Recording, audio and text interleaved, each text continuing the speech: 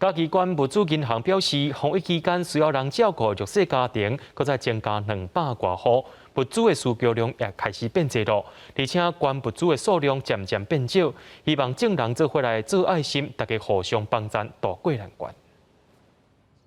甲弱势家庭的生活物资放伫车顶，疫情虽然缓和，但是对一寡弱势家庭来讲，生活中的种种困难也是继续在发生。这样物资帮我很大，因为我有时候不用去买那些东西嘛，盐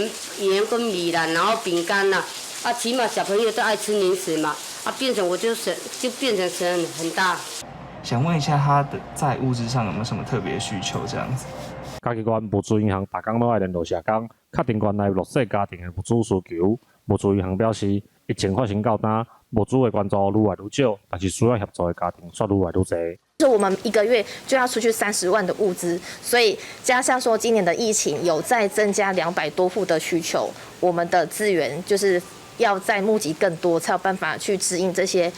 就是经济弱势的状况。未来会到今，因为疫情失去头路、隔离等原因的弱势家庭，需要物资银行照顾的已经有600多户。嘉义县社会局嘛呼吁社会善心人士会当提供资源，予嘉义县的物资银行继续协助弱势家庭渡过难关。记者林慧婷，嘉义报道。